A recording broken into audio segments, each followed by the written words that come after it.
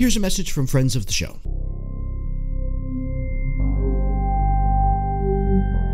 Have you been looking for a break from the drudgery of the real world? What if the future wasn't so bleak? What if someone was to save us all? How would that look? I must know, does your microwave gun go ding when it's done shooting? Well, you're in luck, because Cybertopia is a rules-light TTRPG actual play that explores just such a reality. We've got this disco ball, which is pretty cool.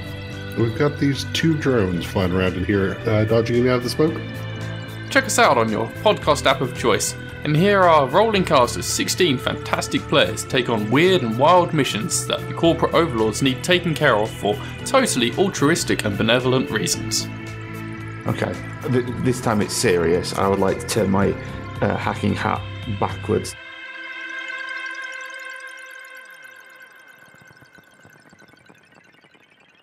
All right, welcome everybody to Tabletop Journeys tonight. Very excited for tonight's topic. We are diving back into a topic that the scope of which we haven't covered in quite some time. So this will be interesting to see how tonight's discussion goes. But in the meantime, Mr. Myers, Mr. Miller, good evening. Let us begin with our favorite game. Glenn, where are you tonight? Where am I? I actually had to look that up earlier to make sure I knew where I was. I am in Pennsylvania. Why the heck are you in Pennsylvania, Glenn? Of Pittsburgh at the moment, in a little town called Brookville. Why the heck are you in Pennsylvania tonight, Glenn? Why would that be? Well, if anybody noticed on our Facebook page yesterday, I shared our video from rolling out to Dayton, Ohio for a catacon. For a catacon, that's right. The 3 of us are going to be live in living color at a catacon. I'm flying in Thursday night. Glenn, I know you'll be rolling in around that same time, but we'll be running games at a catacon. We'll be doing a live show from a catacon. We'll be singing karaoke at a catacon because that's what we do. Mm-hmm. Yeah, so looking forward to that. That is coming up this coming weekend, so very excited about that. How about you, Mr. Miller? How are you doing? I know where you are, so I want to ask where you are, but how are you doing tonight? I'm doing quite well. The prep for a catacon is at full steam. I've been double checking the adventures. I've started rereading some of the things. So I'm really looking forward to that.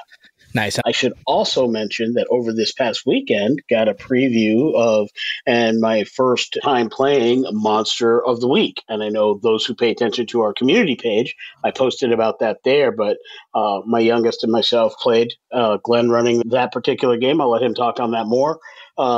But it was an amazing good time. We had so much fun.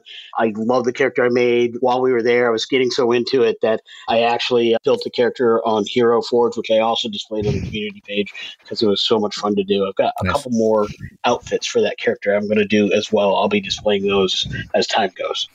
No, that game was a great time, and it was an opportunity for me to practice because I'm running Monster of the Week twice at a catacon as a learn-to-play game.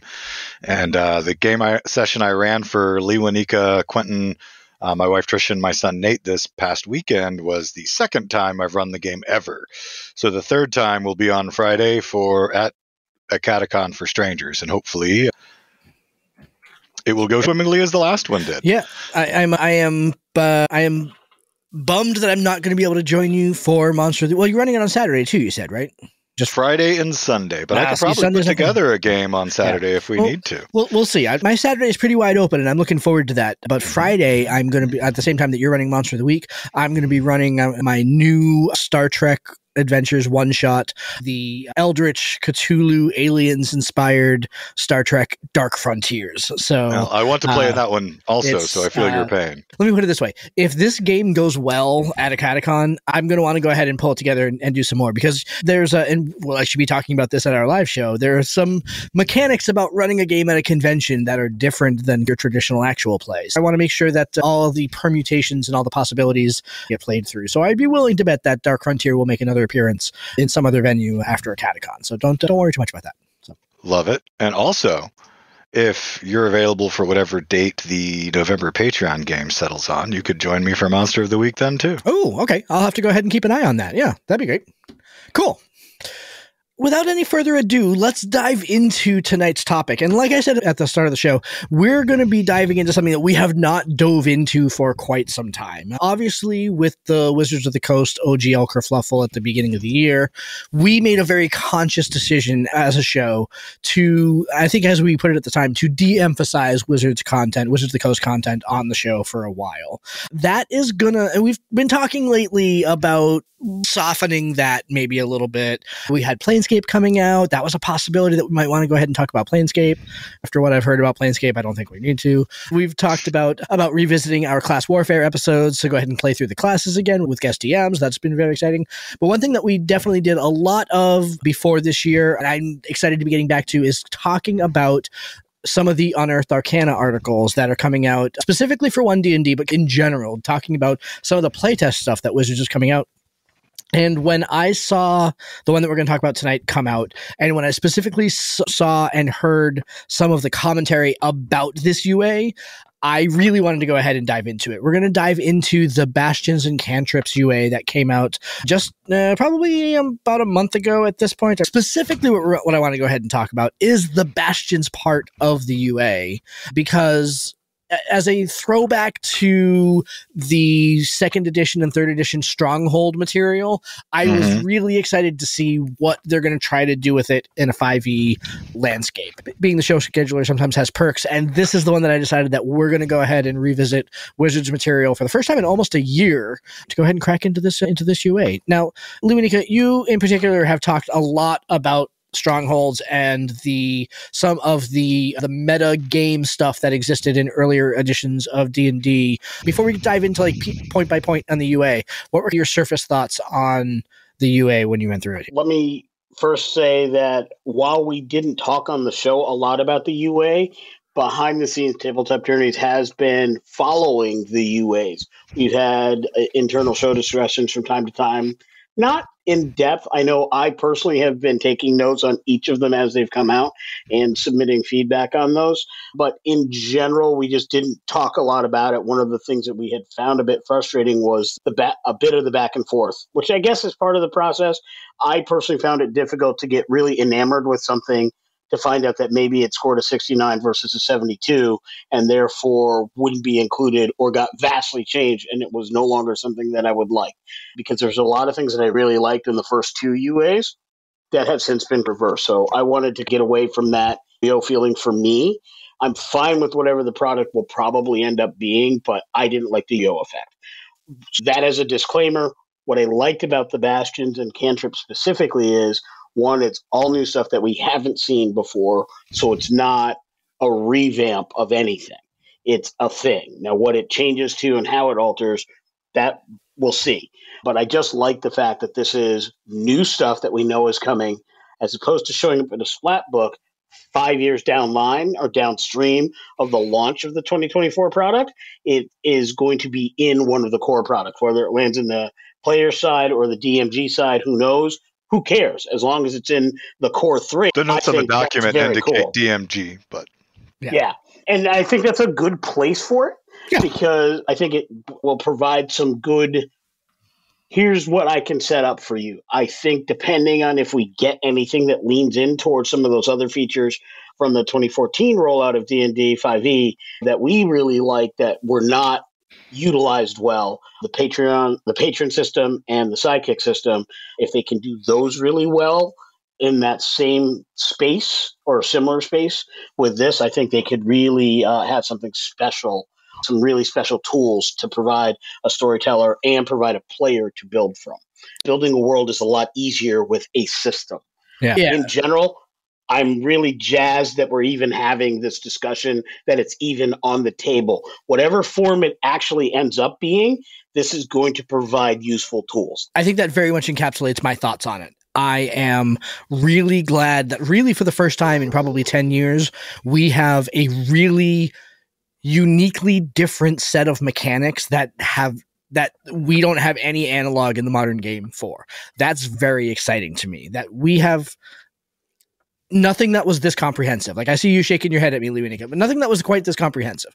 But I also think that your other point is correct, that there are some things I like about this. And I think that there are some opportunities to go ahead and make it better, and we'll get into those in a little bit here. I'll be a little bit more drastic and straight up say there's some things I like about it, but there's some things I straight up hate. Yep. I'll give it to you that emphatically. Yeah. But I think the DMG is 100% the right place to put it. And I say that because this type of rule set, as an optional rule set, that's the better place for it. Because if it's in the player's handbook, it's a whole lot more difficult to talk your player out of the fact that they aren't going to get a stronghold at level 5 when they already read all about it going through the player's handbook and creating their character. Yeah. That's actually one of the opportunities I think that this misses, is that I think that putting it in the DMG is the right place, because I don't think that you want Bastions to be an individual player thing. I think you want to set them up. I think that's one of the things that this document doesn't do well, but we'll get there in a minute. The one thing when I was shaking my hand, which the audience couldn't see, was because there is a current 5e analog for this. It's the Kingdoms and Strongholds by MCDM. I have it on my shelf. Correct. It is. There's no analog in 5e by Wizards of the Coast. There is a 5e analog. For me, as we see the finished product, I will personally be comparing the two systems. I have utilized Kingdoms and Strongholds to great effect in my Barstock game. Yeah. It's been well received and extremely loved by one of my players who actually went out and bought the book because he's the one that got into it. Not all of the players in the game really cared, but he went out and bought the book just because he knew I was talking about it in those terms. I wasn't using the mechanics, but I was using some of the language and the feel up from that book. He liked it so much, he went in and got it, and then he's interacting with those mechanics, and I'm helping him with that from a storyteller player backdrop for the game as a whole, and it's helping to enrich my game world. So like I said, on the table, part of your storyteller toolbox, just having the discussion is awesome, because even if mechanics aren't great, I still have a narrative piece that I'm picking up from this that I think is going to be really powerful at the table. All right. So let's go ahead and dive in here. Like, we've all shared our surface thoughts here. Glenn, let's start with you tonight. What is something that you want to talk about from the UA that either you really liked or that you didn't like, so we can go ahead and bat around a little bit? Okay. I'll hit you with the thing I hate first. We'll start with hate. Yeah. So the thing that I absolutely hate is that starting even at 5th level, if you die, you can just pay some gold and bring yourself back to life. You'll come back to life in a new body in your keep the next day. And poof, you're all better. And it is already so hard to kill people in the 5e system that there is no fear of death. It's difficult to create tension in a combat without putting innocents or others in danger, because it is so difficult to drop a character or a player character and keep them down. And I'm not saying that's an objective, but in terms of a game that is supposed to feel life or death, where your adventures are supposed to have stakes and you're supposed to be at risk, that's my biggest frustration with 5e already. And they're effectively giving every character the ability to have the wizard spell that I was trying to look up, and I haven't gotten to it yet, but they don't get it until a significantly higher level, to basically have a clone of themselves in their stronghold, and if they die, they come back to life in that body. They're totally nerfing that entire ability and that entire cool package that came with that for the wizard. And it's not even that expensive to do it, to raise yourself. It's 100 Bastion points, and we'll get into. So there's this entire now meta currency that your Bastion earns through Bastion turns and through Bastion actions called Bastion points. And Bastion points really aren't analogous to gold because you can only accumulate them over time. But you're right, 100 points really isn't super expensive. When you look at the scale of other things that cost Bastion points in the document, for what we have so far, it's very inexpensive. Yeah, I think that is fair. And I think that the bigger thing that I don't like about it is the point that you raised about the fact that it takes the cool thing that Wizards had and it basically gives it to everybody. It is once again eliminating the uniqueness that a character can have. Yeah. Without adding any more special sauce. There's no narrative reason. There's no cool explanation. There's no special facility you have to build, because you build basic facilities and special facilities in your stronghold or your bastion. But there's not even a special facility that you have to have in order to bring yourself back to life. There's nothing that explains how it happens. or why it happens. If you happen to be a 5th level fighter who has no magical ability and just a barracks and, say, a practice yard and a couple of plain rooms, but somehow that small little keep is going to bring you back to life the next morning. It just it makes no narrative sense. It makes no flavor sense, and it steals from another class and makes me unhappy. Yep. It's crap. I haven't said that in a while. It's crap. Well, Glenn, that's because we've been talking about some stuff that's been absolutely phenomenal for so long of late that there's been no need to break that out. But it's a shame that this when we're finally getting back to a WotC product, it popped up. I'll leave that where it is. Let people make their own decisions. Your mileage may vary. Thank you, Kai Rizdal. I will go one step further in this discussion about that particular issue because it stuck out to me, and it goes back to something that I've said about a number of things in 5e. It's Rangers should be able to have mundane companions. They shouldn't be very spritey type things, right? I've always said a ranger, while they do have some magical abilities, their companions should be real in the real world, just animals that they connect with. That's why we built the Beast Mind, to create that effect and give that feel. And I feel the same about the Bastions. Magical abilities and effects should not be part of things that are not inherently magical. So if they did the cloning thing and it happened if you had a Wizard's Tower Bastion and it was at a level appropriate step, I would be enamored with that. If they had this resurrection ability, but it was if you had a temple or a Grover Grotto to whatever theme your domain is, so basically a clerical bastion, and it was, again, level appropriate, I would be absolutely enamored with that. That would make sense. A fighter who has a bastion at that level, appropriate level, should be able to go back and bring up a squad of folks to come do a thing. He should have a cavalry group that can ride out and save the day if their posteriors is in the fire and they're close enough to the bastion. Then all of a sudden, he doesn't necessarily get resurrected at 5th or 6th level, but you can exercise the correct amount of bastion points, and you can narratively say your scouts from your bastion noticed your people could potentially be in trouble, and all of a sudden your cavalry unit arrives to help save the day. That would make narrative sense to me.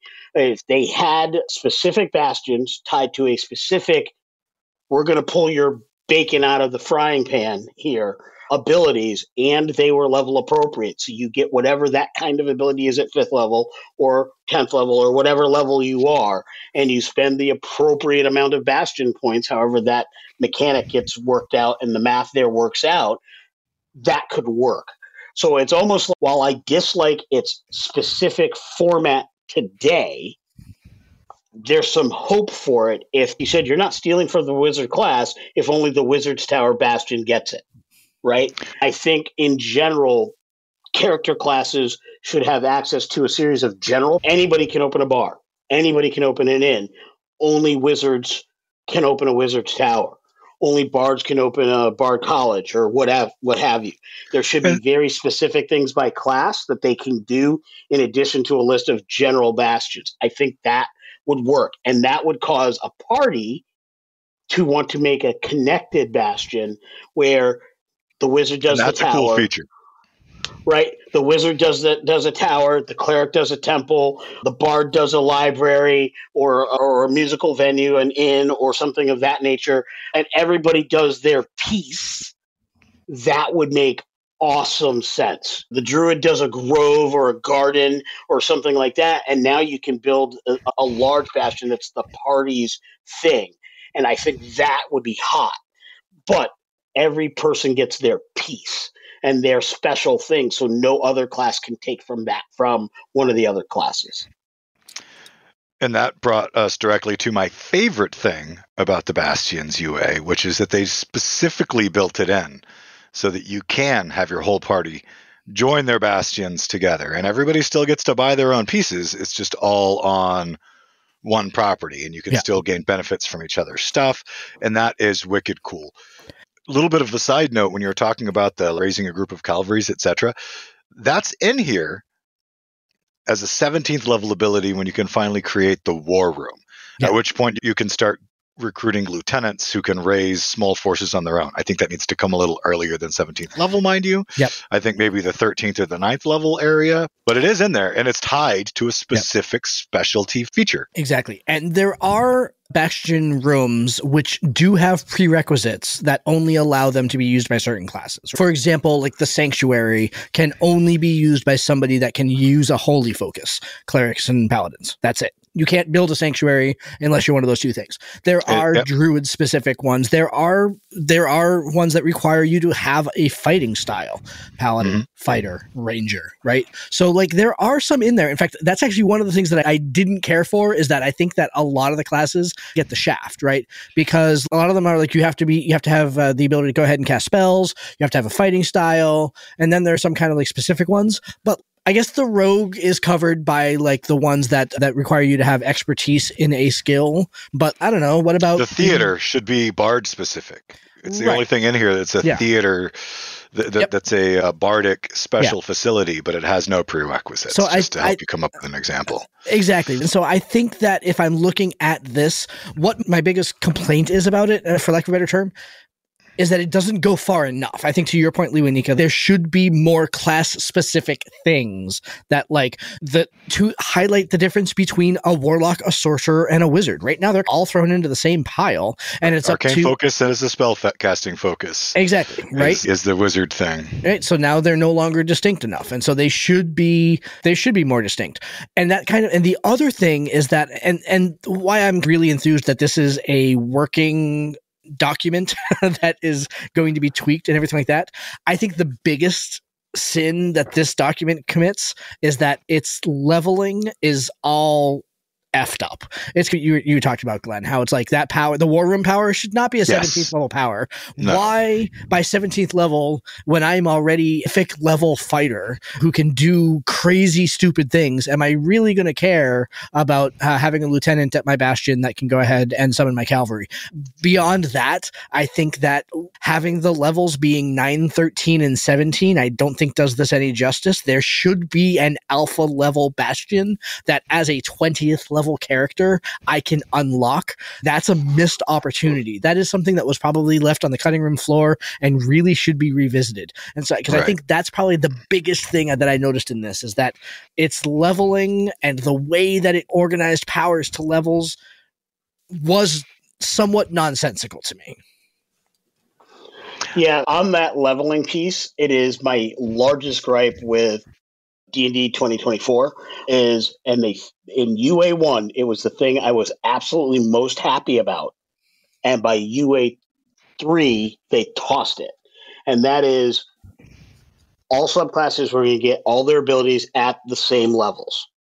The best thing they were ever going to do was that one thing. That was going to fix and make so much simpler, so much for this game. And they tossed it. I know that is based on feedback. I honestly don't know if there was either enough time for people to understand what that actually meant, because they didn't get to see all of the classes and how all of that would work together. They didn't realize how much easier it was then going to be to multi-class, to do all the other things. They saw it with only 3 classes and didn't get to see it with anything else. By the time that feedback was done on 1, they hadn't seen the second 2 classes even. So I think that was poorly thought out to end it that fast. I think they should have kept rolling at least through 5, got through all the classes, and then said, okay, now we're going to talk about this again. Now that you've seen all the classes and how all these things can interact, now what do you think with the subclass feature? And I think they also should have, it was just a better discussion that could be had. They weren't doing design notes in the early UAs that they are doing now. Honestly, I believe that was because the feedback on design diaries over at Tales of the Valiant, that they started doing that and started being much more explanatory, even in their videos, where they explained in greater detail all of the design notes that you started seeing in their UAs. So I think they needed to go back and revisit their design notes in those early UAs to push some of those points forward. I think that issue would have been better. The reason I talk about that UA1 thing is because it comes into play here with these bastions. The arbitrary numbers that they use for when these things get their abilities or when they get certain levels, I think is just terrible. 5, We 9, have- 13, 17. Yeah. Yeah. They already have tiers, tier 1, tier 2, tier 3, and tier 4. That's when you need to do your thing. So if you're not getting Bastions until tier 2, you don't have to worry about it. You give your abilities at the beginning of tier 2, you give your beginnings at the beginning of tier 3, at the beginning of tier 4. And I think the reason why you see no alpha Bastion ability at 20 is something that Jeremy Crawford has spoken about in his conversation with Henrik on UA 6 and 7 in those YouTube videos is their end game abilities. They are trying to push to 17 because the feedback has always been, if the game is ending at level 20, who cares what I get at level 20? So they are trying to push things a little earlier, and that's why you're seeing whatever the top Bastion ability is coming in at 17 and not 20, because they did hear that feedback. So I think that's why that's happening at that particular level. I could work with that if they keep the epic boons at 20 and enhance them. Just throwing that out there. I think Absolutely. exactly. I think that's a stupid reason. They should be making more 20th level content, not deciding that they don't want to make 20th level content and therefore making all their stronger powers 3 levels early. With all due respect, Mr. Crawford. Because all three of us are playing in a campaign where most of us are at 20th level, and the game may be continuing for at least for a short while after that, we feel that immeasurably. We want to hit a milestone and do another thing at 20 that the game by mechanic isn't doing. So our GM, Benito, is going to be doing things to provide that. We'll see how that comes in the next couple of months. Mm-hmm. But never take gifts. It is important to note that there's gifts. Yeah. So the chat's off say. But at the same time, there's just no official support for that kind of activity, which I think is, as you say, a missed opportunity. Yeah. Now, that being said, I do think that getting your Bastion at the very beginning of tier 2 or end of tier 1 is fantastic. That's exactly where this should be. You're becoming heroes of the realm. Yep. When you start accumulating more things that you can carry and you need a place to store it. It's like in Skyrim when you gather books, right? Eventually you have to buy a house to put your books in, right? And when you read this, a lot of it reads like Skyrim. Oh, it absolutely houses does, too, when they're talking about the armory, and it's got mannequins for you to display armor on and weapon hooks on the walls for you to hang weapons from. Oh, sure. Yeah. I feel like that's a chicken and egg situation, right? Does Skyrim do that? And therefore other kind of fantasy games are remembering that they should be doing it? Or has that kind of been a trope in fantasy games and therefore Skyrim did it? It's a chicken and egg situation, but yeah, it absolutely reads very video gamey. You're absolutely right. Heck, back in Asheron's Call, one of the first MMO RPGs after EverQuest. When they first came out with houses, everybody was all about them. Bouncing back to the level scaling conversation really quick, just so that I can beat a horse back to death because it just resurrected at my Bastion. You paid your 100 Bastion points and resurrected the horse? Yeah. I did. Just because I did finally look up Clone, and it's an 8th level spell, which means you can't cast it till 15th level. So everybody getting a self-res back at their home base at 5, just to put that in perspective. Yeah. Okay, hold on. Sure, you technically get it at 5, but remember too that it costs 100 save up Bastion 100 points. Bastion points. Right. So maybe by 6th level, because you earn Bastion points every week. You do, but you only earn 1d4 Bastion points per week. So if you... Well, it depends. If you have a gambling den and you tell it to operate, you gain 6 Bastion points. They vary when you use them.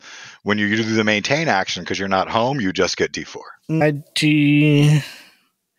When you have a gambling den, you don't gain Bastion points, you gain gold. Look at the top. Gaming hall. That's what I'm on. Okay. At the top, this is how you got the prerequisite, the space, the hirelings, and the order. When you use the trade order, you generate 1d6 Bastion points. No, I thought that cost 1d6 Bastion points. That's what you generate 1d6 when you give it that order. Trade. Yeah, but if it gets the maintain order, it only makes a d4 flat because it's not running as a gaming hall. It's just maintaining the status quo. Okay, fine. So then 1d6, so that's an average of 3.5 Bastion points a week, which means it's only going to take you 30 weeks to go ahead and get 100 Bastion points, as opposed to 50. You should still be more than 5th level by. You get 2 special features per level. Yeah. Two special facilities. Each special facility will generate a D4. Yeah. When you do maintain. When you give it an order, like Archive is a D8. Now, mind you, that's a 13. Yeah. One of the other ones is a D10. I know.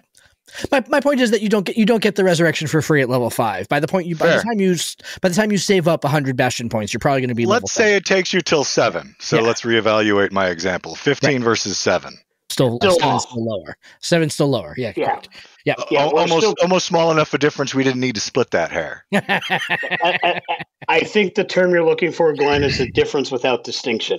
It's a difference without distinction. That's fine. It's still tier 2. Honestly, I don't think it's unusual for us to talk about these are cool things. These are excellent pieces, but they're wonderful stuff in here. I look at it as even if I wasn't going to use their system, this is a great list of things that I would put into. If a character's wanted, I've got players like Benito plays in my game.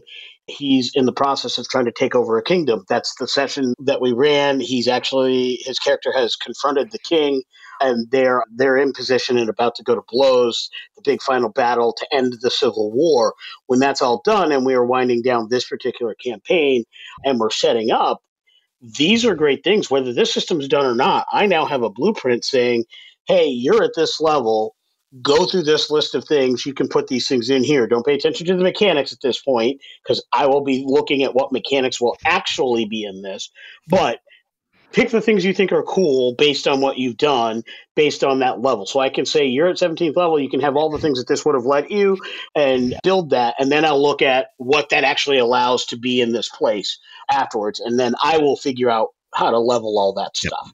But it's still things that are very good. Whereas before this was in place, which is in theory set for 5e compatible stuff in 2024, I would have had to go back to, if I'm talking a D&D book, either Kingdoms and Strongholds or the 3.5 book. I'd probably go to Kingdoms and Strongholds to do that. And it would be a little bit more of a heavy lift to make some of those transitions without bringing in complete whole subsystems from either older version or this. This at least is going to be based on the subsystems for this game.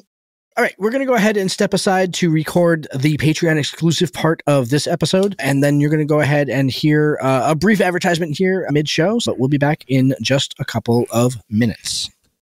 All right, so we've all been taking our free samples of Magic Mind that we've received. Glenn, you recently received yours. What have you found with it? I started out almost a week ago with it, and I got to say, like when I first got them and I opened them up and I was looking at them, like they were way smaller than I was expecting. I was thinking it was going to be a little bit bigger than that, but it's literally like a shot. You can shoot it, which is handy because a lot of times when you're working with a supplement like this, you don't know exactly what you're going to wind up with flavor. So making it a one quick swallow is not a bad thing. But on the upside, it didn't matter because I actually like the flavor. I thought that was like one of my first immediate takeaways. It's got a tropical, fruity, papaya-y kind of flavor to mask the earthy mushroom taste that's underneath it. But I like mushrooms too. Even that little bit of an aftertaste, it didn't bother me because I like that earthy mushroomy taste. So I was very pleased with the flavor. That was my biggest concern. But went down easy, had a good flavor, a nice vibrant green color. And in terms of like how it made me feel, I was trying it with my morning coffee, which is one of the ways that it suggested taking it. And on the first 2 days that I took it, I definitely noticed an overall uptick in my overall mental clarity in the day. And I don't mean anything amazing focused and got a gazillion pounds of work done. But the afternoon doldrums just weren't quite the same. And I didn't need that afternoon cup of coffee. So overall, I was pretty pleased. It's funny you mentioned the afternoon doldrum. So we've been talking about Magic Mind for a couple weeks now. And I know when Josh and I spoke about it not too long ago, I used the exact same phrase. I think afternoon doldrum. Yeah. And Glenn, so you and I both have ADHD, which we talk about on the show fairly frequently. And we have very different experiences with it, right? One of the things that we absolutely share is that lack of clarity in the afternoon, that I'm really slowing down. For me, it's a combination of the ADHD and my diabetes, both of which are exceptionally better controlled now than they've ever been. So Magic Mind is coming into my life at a perfect time. Yeah. Because I've handled the mental and the medical issues that I have. Now I'm using something that's giving me a boost. I'm certainly not a person qualified to say this does X, Y, or Z. But what I can tell you is what I experience is this was beneficial to me in a way that I have documented proof. I work the kind of day job where I have X number of tasks of varying levels of difficulty, light, medium, hard, and they are scored differently with just under 200 separate events measured in the week I was taking Magic Mind versus the same number of events the week before and the same number of events the week after, that I had about an 8% improvement in my task during those 2 weeks in that middle week before. That is noticeable to me. Yep. It was also noticeable to my boss because when we had our weekly meeting and we were talking about it, she's like, man, you really killed it last week. The fact that I had the wherewithal to do so and I wasn't losing my mind. It wasn't like I got done with the day and I'm like, I'm fed up, I'm out. I got done with the day and I had energy and the ability to do other stuff. And that's awesome for me. Yeah, and with a supplement like this, it's hard to quantify like you were able to throughout your workday, just because your work is very measurable. But you're right, you can't. It's hard to allocate all of that extra benefit necessarily to them. There could have been a number of other things impacting the week. But with something like this, what's important is to look at it over a period of time. You need to look at a space of days and look at an overall improvement or how you're feeling in general. So I really enjoyed using the product for the week that I had it. Yep, absolutely. And so if you'd like to go ahead and give it a shot, Magic Mind has given us a discount code. You can get 56% off of the first shipment on your subscription by going to www.magicmind.com/tabletop. Or if you want to make a one-time purchase, you can use the discount code tabletop20 and get 20% off. Yeah. Sometimes the best thing that one can do is try something out and then make that decision. Now, where does this fit in my life, in my plan, whether it be budget or lifestyle, what have you? This has a place. Finding the way to fit that in, that's what each of us has to do as an individual, and we're happy to talk about it here at Tabletop Journeys and give some folks the opportunity to figure out where this fits in their plan. All right, let's get back to the show. Excellent. All right, so with that, let's get back into our episode as a whole here. We just recorded a bit about the cantrip section for our Patreon, so if you want to check that out, make sure you go to www.patreon.com/ttjourneys, where you can check out that bit of exclusive content and all of our other exclusive content that we've been doing over the last couple of months. One thing that I really loved about this UA, and I, for one, loved a lot of the facilities that you could add into your Bastion. I thought a lot of them were really cool, and a lot of them were really neat. My personal favorite was the menagerie. I'm not going to lie. We gave a lot of crap to inappropriate leveling and powers that were beyond or not strong enough for a given level or whatever like that. I think the menagerie in particular, with the way that you can recruit help to go ahead and run these animals, the animals that you get and everything like that, I thought perfectly placed at level 13 as a facility. It's a nice, powerful thing that you can go ahead and add in there that really has benefit that you can use at level 13. I think that that's a fantastic one. And I think that it's also a lot of fun, right? I think that being that kind of like eccentric tier 3 hero, can you imagine a level 13 bard who has tigers or whatever that live, or like ostriches that live in his backyard? You were talking about it earlier, Lewanika, about how it needed more kind of player-centric lore flavor stuff. I think the menagerie in particular, in the hands of the right character, can do that. There's a lot of neat flavor that can go ahead and bring to the table about the kind of person that you're dealing with. The menagerie is one of those things that may not be super desirable as a player character, but I can see when you visit a Bastion that belongs to an NPC and they have the menagerie in the back and it lets you the level and the prestige that NPC patron has, it adds that sort of level of eccentricity that sometimes an NPC or a patron has trouble bringing that across. Like, you can go ahead and say he's a little weird, but it's hard to illustrate that necessarily.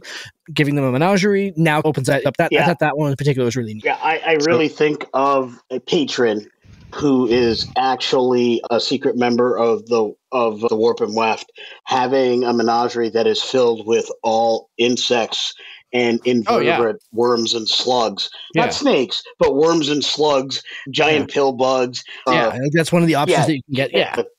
dire spiders or something, some crazy thing, and have them creeping and crawling and doing all these things or what have you. I think that would be awesome. And then you could just have an adventure of they go to see the boss, they're there to get a thing, they're there to get a mission, they get called up, and nobody can be found, and all of a sudden they realize, oh my God, somebody left the door open on the spider cage, and the giant spider's not seen.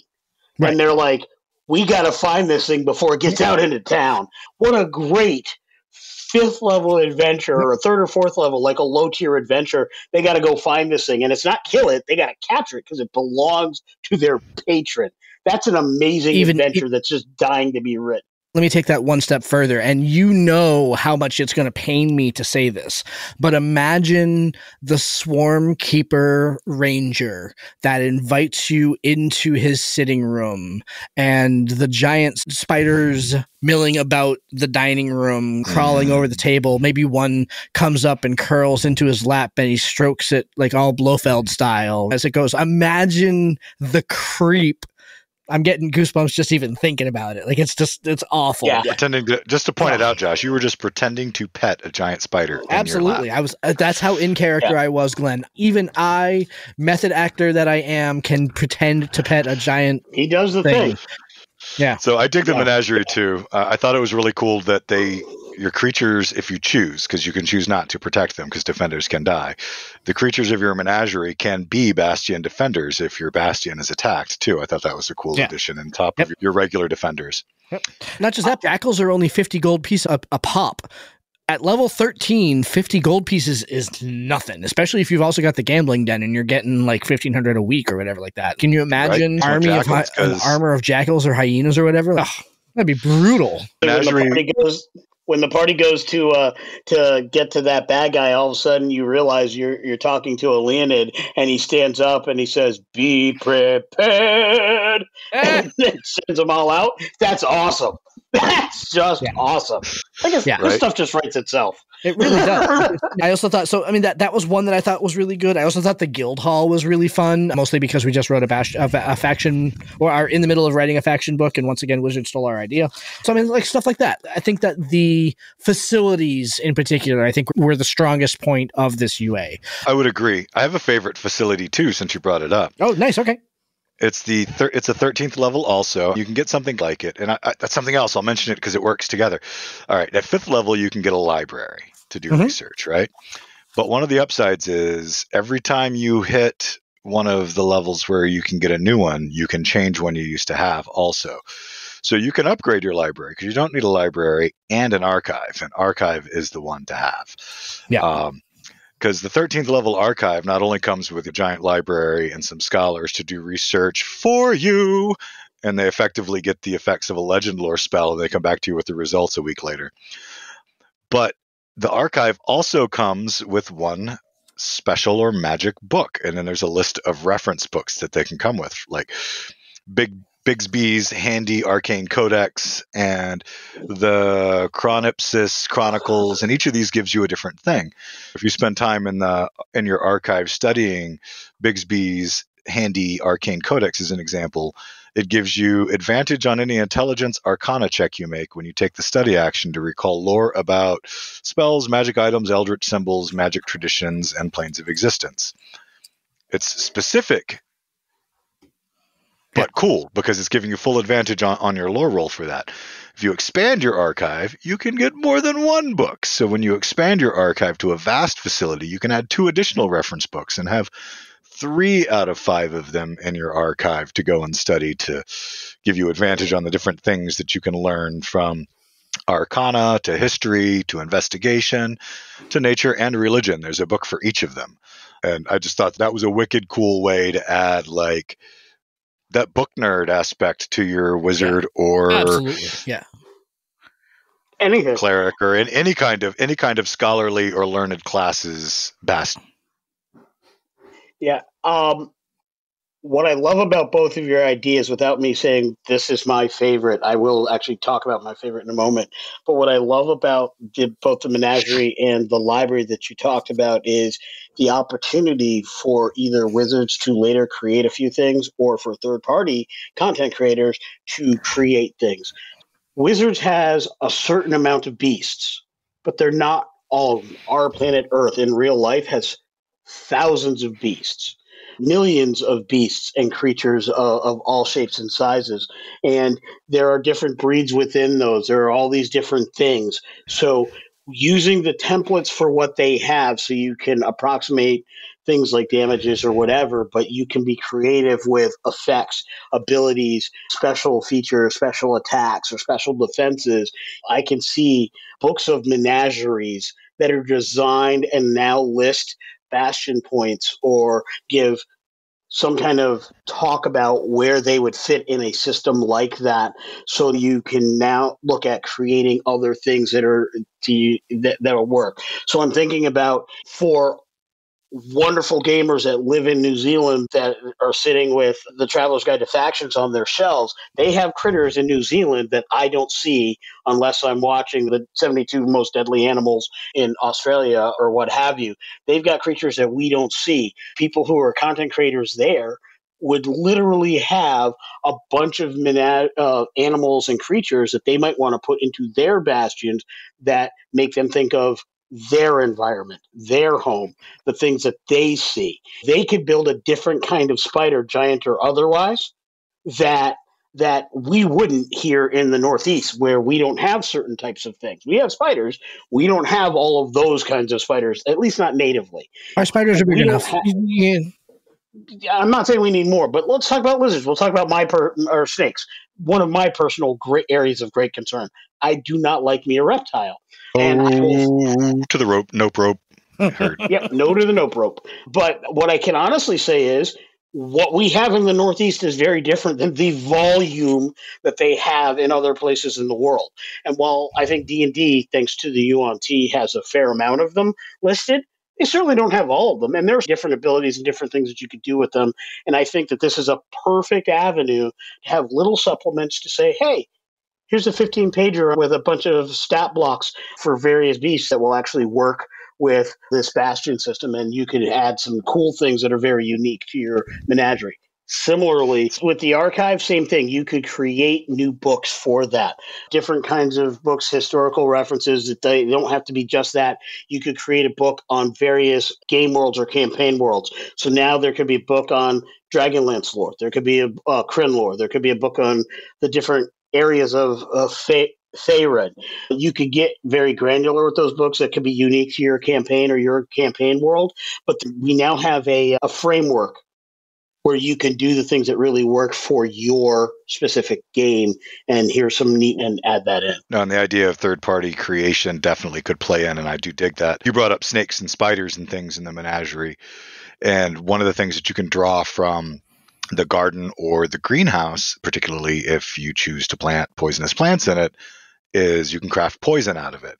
So what's to say if you're running that type of menagerie that you can take a similar ability in terms of a third-party creation and set it up so where instead of mixing poisons, now you're milking a snake for your poisons or what have you, and drawing your poisons from your menagerie instead of your greenhouse. Or what if you could combine them and make an even more powerful poison out of the herbs and the venoms? Mm-hmm.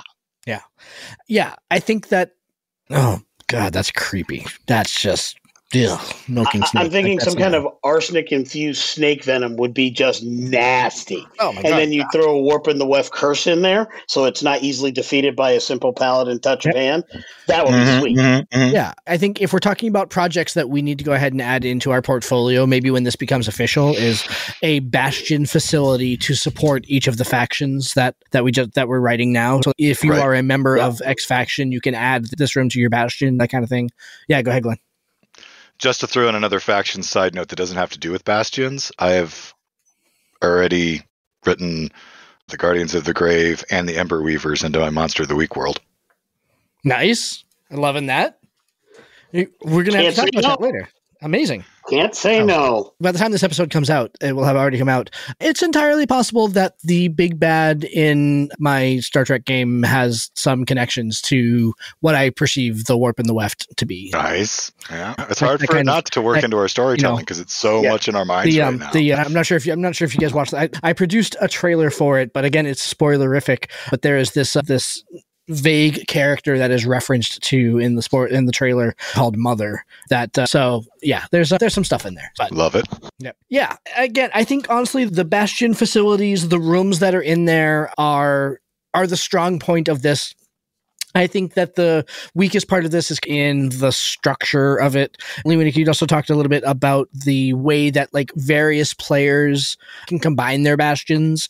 I think that really all that they say is that, players can combine their bastions, but they're still all unique and they still have their own group of hirelings. I think that's a missed opportunity. I think that if a party wants to go ahead and pool their resources to make a bigger, better bastion, they should be able to. But don't think you're off the hook, Lewanika. You still haven't talked about which facility was your favorite. Right. So I'm not going to go out and say it's my absolute favorite, but I am going to say the one that caught my eye and made me really want to talk on it because of its implications was the training area. And it just really speaks to my style. I like the more, I say mundane, not because they're boring, but because they're less magical. It's not that I don't like magic. I just feel a lot of kinship to the more mortal side of the fantasy realm. So I like the training facility and the types of things that it's able to do, whether it's skills expertise that you're gaining by empowering your characters, or it's tools expertise so you can be building something. I really think it'd be awesome for an artificer in their bastion to have more of those arcane focused things and this training facility. So they're literally training up on how to build these things, and they're getting benefits to their crafting. I think there's some really nice narrative things there. I think of Tony Stark and his basement where he was building and crafting the Iron Man suit. Most importantly, I just love the concept of both the battle expert and the unarmed expert and the way those mechanically work. I think those are very sound. Not sure about the leveling. I think it's okay. I think there might need to be some scaling involved with that as you go. But I love the idea of the weapons expert reducing damage because of your training. I think of Spartacus, the television show, and all the training they did in the first season of that show. And this speaks to that. Similarly, with unarmed combat expert, I think of any number of dojos and monk training type movies and shows and all those different things where it speaks to where 5e has had a really bad history of the way unarmed combat works. An extra D4 on top of a couple of the other things that you can build a character to do is very needed. Unless it is done in a good way through D&D Beyond, it could be a little hard to navigate all the different die you're rolling for an unarmed attack to get to the right number. But I think the balance works really well if you're adding all those things. Something that isn't specifically in this UA, but was in more recent UAs, 5, 6, and 7, where the alterations and changes to the monk character class and unarmed combat in general in more recent UAs is vastly improved with 2024 D&D, and this augmenting that is really hot. I really like some of the things that they're doing with monks now. I'm interested to see what the final product will look like, but if some of these elements get in there, I think it's going to make the monk a much more good feeling character in comparison with other characters on the battlefield. Yeah, I think that the training area in particular definitely feeds itself to that on-screen training montage that's going to allow your characters to get a little bit better by training with experts. I think the flaw in the training area, and I really liked it, but I think that the flaw in the training area is that it pigeonholes the campaign into a certain type of campaign. You can't be far away from your bastion if the goal for you as a character is to go back to your bastion every 7 days to train. Thing one. And I think the other thing is that it really highlights that a bastion only belongs to one player and doesn't belong to the party. Because if you have a bastion with a training area, I can't train at your bastion because they're not my people. They won't train me. I think that's a flaw also. And I also think that probably makes the training area too powerful if it allows the entire party to train there. So I think that there's an interesting, I think that there's an interesting kind of payoff in that. But I really think that I think that there's some opportunities. Again, there's some kind of opportunities with the training area to really make it sing. But a lot of it revolves around the fact that Bastion should belong to a party and not to the individual. So. Right. So on the training area, just to give you all my 2 cents on it, I think that it's a great addition as well. But I do think it needs work. And I say that because I really like what it's trying to do. Yeah, exactly. And I do like the battle expert and I do like the unarmed combat expert because they make sense. You already know how to fight to some degree, right? So by regularly practicing with your combat or your unarmed combat or battle expert, they help you keep that edge, and that's what's giving you this bonus. You already know the skill; they're helping you keep it sharp, and that's what's giving you the bonus. But for the other 3 experts, you've got a skills expert, a tools expert, and a weapon expert.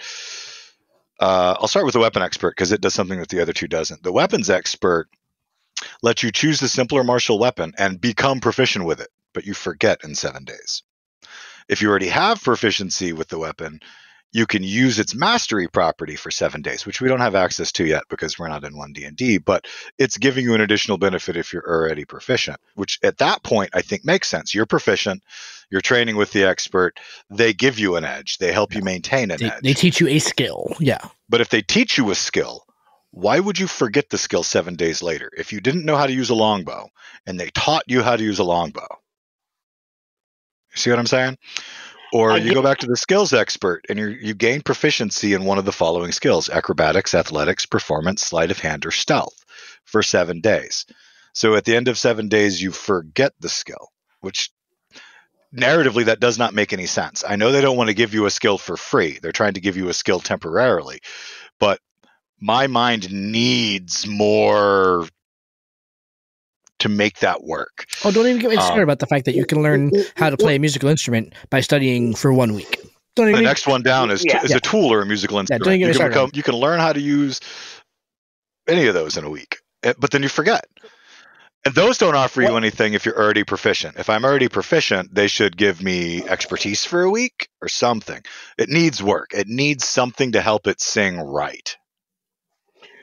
I think I can help a little bit, and this is not me defending it per se, because I think it still needs work also. But I will say this. I can be taught how to do a VLOOKUP in Excel.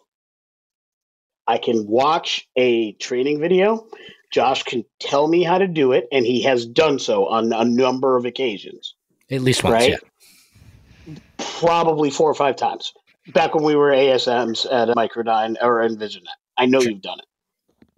If I don't consistently do that thing day in and day out for a long period of time, like if he teaches me, I do it 2 or 3 times for the report I'm working on, and then I don't touch it for 7 weeks, I will forget that. I'll remember I knew it, but I won't necessarily quickly or enough, and certainly not in a combat situation or in a critical situation, which are the only times you're rolling dice or should be rolling dice.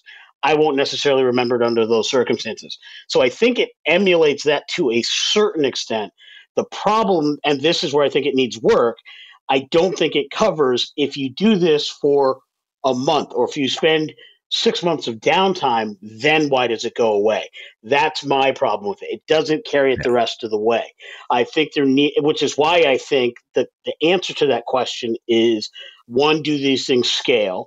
And there should be some piece in there. If you do it X number of times over the course of either a period of time or a number of levels, then these things become permanent. I think there's something like that. Or it should just be, you did some extra train up. Yeah, you should just you did some train up. So for the next 7 days, you have advantage because the techniques are fresh in your mind. So like you don't necessarily get the skill, but you just get advantage on it for the next 7 weeks. And then in the case of those who are already proficient, maybe they should get that advantage. And then if they're doing it long enough, then maybe they get expertise. I don't know. Yeah. I've always said my problem with the skill system is there's no way to improve it. Your ability in the thing is the same as everybody else's ability in the thing. There's only 2 tiers. There's you know it and you're an expert in it, or you have natural talent in it. So I don't think the skill system is robust enough to really cover that ground, and they're not retooling that. I would agree with that. I think that's the problem. Especially because this is another one of those situations where as you proceed in level, it should be easier to learn rudimentary skills. So a 13th level bard should be better at learning a musical instrument in a week than a 5th level bard. But the only way to do that is to make, if you're going to say you have to do it X number of times for that skill to be permanently, then that means that the 5th level bard will have to do it more than the 13th level bard. And there's no reverse scaling mechanic in D&D. Like we could try to tie it to like proficiency bonus or something like that, but proficiency bonus scales up. It doesn't scale backwards. So like maybe like a D6 minus your proficiency bonus or something screwy like that. Make a roll with a DC. That's 3.5 was the system that this is actually designed for. This particular thing we're talking about with the training thing was designed for 3.5 because it was a point system. And that allowed that training up in skills, right? My character might have 5 points in this thing, and another character might have X points in this thing. So if you had a 3.5 skill system and the advantage-disadvantage mechanic, that's when this would be really sweet. Because you could say, you do this thing, you get a one-time bonus point in this thing. So you got that 1 point train up in this thing, but you only get advantage for 7 days, and you have to do another train up to get another 7 days of advantage. I would love to have had this in the 3.5 system because that's how you make this answer those questions. Yeah, I didn't forget the skill. I just didn't have that extra oomph. I didn't have that. Oh, so it's that dip and weave, not the bob and weave. Like, that's what it's missing, and that's because for all the right reasons, they made the skill system nice and easy to learn for everybody, and that's why the game is the most popular game by volume in the hobby, is because it's so easy to learn. They did that by getting rid of a robust skill system. They didn't go to a completely narrative system so you can just talk about it. They went to a mechanical system that was easier to learn. So by doing that, you shave off the ability to make it realistic. When we were watching Secrets of Blackmoor, if you recall, one of the things that the Blackmoor group really did as they were building role-playing was they were trying to achieve a verisimilitude, a better reality simulator within their war games. Right. And so their effort, and D&D was created to create more realism in their games and eventually role playing. 5e brought that back to take away the realism to make it easier for people to onboard. But then you bring in a system like Bastion, whose job by definition is to bring back some of that verisimilitude that people are craving, but still using a system that doesn't really allow for that. My big fear about this is that's going to create some significant changes to this Bastion system if it goes through at all by the end of it. I'm hearing that feedback is really good so far on the Bastion system, so I am confident it will appear. But I think the rules will either be so complex it ends up not being widely adopted or what have you, and that's my big fear about it. It already has the possibility of being super complicated. Like, the rules are not simple the way that they are with the whole turns and actions, and it's easy to follow. But this is a 24-page UA describing one piece of functionality. This has the possibility of being a real jonky boy. If you had a robust skill system, you could simplify this because the skill system would do a lot of the work. You could literally truncate your rules a bit and your mechanics a bit here by saying, add a bonus to your skill, add a bonus to this skill, because your skill system does that work. But if this is trying to do all of that, that makes this a little more complex. And that's where I think you're going to lose a lot of people. That's probably why they put it at level 5. So it's only the people who really want to engage with it, and it's not going to hit the players who just start playing when they bust out Lost Mine to Fendelver or whatever the new starter set will be. Yep. All right, so all that said and done, let's add some final thoughts here to the Bastion UA. Glenn, you started, so Lewanika, why don't you start with final thoughts?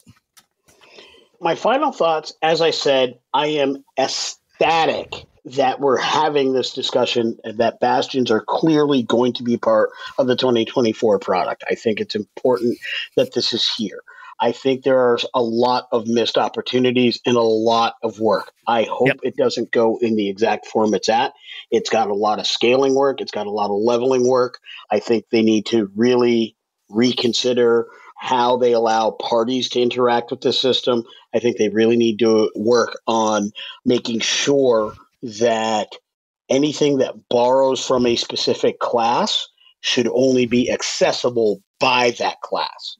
That way you don't have somebody else, to quote Jeremy Crawford in 3 or 4 other videos on UA topics, we don't want X stealing Y's lunch. That's why they made a number of changes to the system. They dropped the whole divine, arcane, and primal spellcasting groups because there was feedback, and I see it, even though I loved that feel. But the feedback was it allowed too many classes to steal the wizard's lunch. And they're right. That shouldn't happen. Don't now turn around and what was largely a good system, except for that, don't create a new subsystem that does exactly that. The same thing. That, to me, would be a tragedy. Because if we're going to do that, if we're going to steal the wizard's lunch, give me those 3 groups back. Because I would rather have that and steal the wizard's lunch than this and steal the wizard's lunch. The last thing I would say, and my biggest challenge in the area of opportunity, is please, for the love of all that is holy, simplify this system so it's a little easier to work with and manipulate, not as much number crunching, and please make sure it works with D&D Beyond. When you create awesome subsystems and you don't support it with your primary interactive tool, they sit and they die on the vine. Patrons, sidekicks, don't let Bastions add to that list. And by the way, please bring patrons and sidekicks back and then start supporting. I totally agree with everything you just said, and I have nothing to add. I think you pretty much covered everything that I wanted to go ahead and say. What about you, Glenn? I got a couple of final thoughts. Despite the fact that I started with what I hated because of how emphatically I hated it, I don't usually like to start with the negative that strongly, but I felt that the wizard's lunch wasn't just being eaten, like they were taking his lunch money, his milk. They may go home afterwards and steal his dinner, but kicked his dog. Right? Next thing he was turning into John Wick. I don't advocate the kicking of dogs, and any dog that got kicked, I hope it bit whoever kicked it a lot. It definitely needs some work, and there are some areas that could be adjusted to really make it shine. I think one of those is it needs some help on the concept, and we didn't talk about this too much, of the Bastion's turn, which happens once every 7 days, and whether or not you're there. Because Josh, you mentioned it earlier, how much you're tied to being at your Bastion every 7 days if you want to be able to use most of the stuff that it can do is a little bit too limiting. I think that one of the things that needs to be added to it, maybe not at 5, maybe you don't add it till 9, but at 9, say at 9 you can recruit a seneschal, somebody who fully runs your Bastion in your stead when you're out, so you can still use all of your things. You can still have your gambling den make money. You could still have your workshop turning out things that are important, as opposed to making it completely just set on maintenance and generating a small amount of Bastion points when you're not home. I think that could go a long way towards stepping it up. You get a little bit of that with the lieutenants that you can recruit with the war room, but they still can't run your Bastion. They can, however, generate small groups of forces that you can build a small army with if you have enough lieutenants. But if you add in that one piece, because you're going to need a second in command. If you add in that seneschal or that the head of household, they should be able to run it for you in your absence, and I think that would go a long way as well. I think that it would have been perfect to combine something like this with the leadership feat from D&D 3, which allowed you basically to build a party and use them for things. The last thing this needs, it needs something that represents how you conduct your Bastion, its business, and some of the Bastion events that come up if you're protecting the countryside. Some form of a reputation system with the local citizenry and kingdom around you. Cool. Josh, you totally stole my thought. I actually meant to talk about it a little bit earlier. Just stolen it because your turn was over. He just happened to bat cleanup. Yeah, there's some behind the scenes reason why he stole it. But let me just say this, Glenn, you mentioned it when you talked about the Seneschal. The way to do that is to bring back the followers system from the 3-point leadership feat. We have a leadership feat in 5e. It is not wonderful. I think it's garbage. Bad. If we did something where you gain followers to man your bastion, that would be how you do that. And that you could encompass that with how you conduct business. Your reputation subsystem needs to be a part of this as well. Simplify the bastion rules, give us our followers back, and get our improvements to sidekicks, get our improvements to patrons. And I think I'm not sure that they can both simplify the rules and add a reputation system. I think that a reputation system will complicate the rules, and that's probably why they didn't do it. Like, let's be fair here. We can't say you have to simplify the Bastion and provide us a way to go ahead and judge the reputation of me and my followers. I didn't think it needed to be simplified that much compared to like birthrights or something that took it to a larger scale. I thought this was pretty easy to understand, and as it cleans up, I think it'll be okay. I don't think it specifically needs simplification. It has almost the right amount of 5e crunch, in my opinion, because 5e is crunchy, let's be honest. It's not as crunchy as 3.5 was, but 5e compared to a lot of the games that we've been playing lately is a crunchy system. Yeah. The reputation system needs to be in 5e, period. Not necessarily tied to this. I just think the game needs a reputation system. Secondarily, I think the simplification needs to come into the turn thing that you mentioned, Glenn. I think that's the piece that I'm not fond of, like how the Bastion turns work. I didn't find it as easy as you did, but that's my brain and how it works. But that's the part that I didn't care for. I think the system in general is simple. I didn't like the turn system for. Yeah. Well, I think that system does need work. Yeah. I think that 5e already has a reputation system. It's called leveled. It's called levels, and the fact that there are no evil characters. Done. If you're a 20th level hero, you're a hero. You're a 20th level hero. Everybody knows who you are. That's our show for this evening, everybody. I appreciate you as always. And make sure you go check out our Patreon to go ahead and get into some of the exclusive content that we've been putting together up on that channel. We are slowly winding down towards the end of the year here. So next week we have our interview with RPG Match. And then very quickly we're going to be coming to our year in review and our favorite episode of the year, the bloopers episode, which has a ton of actual play bloopers this year. Thank you, everybody, for listening. And like I said, we'll be back next week. We'll talk to you then. Have a good night, everybody. Good night, all. Later, all. Thank you for joining us. This has been Tabletop Journeys. We would love to hear your feedback on our show today.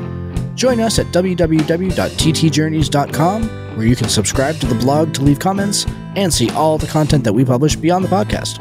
You can also stay in touch by subscribing to our Twitter, Tumblr, or Instagram at TT Journeys, joining our Facebook group, Tabletop Journeys, or by sending an email directly to podcast@ttjourneys.com. Our full episodes come out every week on Friday, and every Tuesday features actual play and gameplay showcase episodes. Looking for early access? You can support the show and get episodes before everyone else at www.patreon.com/ttjourneys. Check it out today and see all the awesome benefits we bring to our supporters. Lastly, if you're listening to us on Stitcher, iTunes, Podchaser, Spotify, or Audible, we would really appreciate it if you would like and subscribe to the podcast on that platform. Thank you for listening and for being a part of our growing community. And we bid you fair tides, friends, for legends await.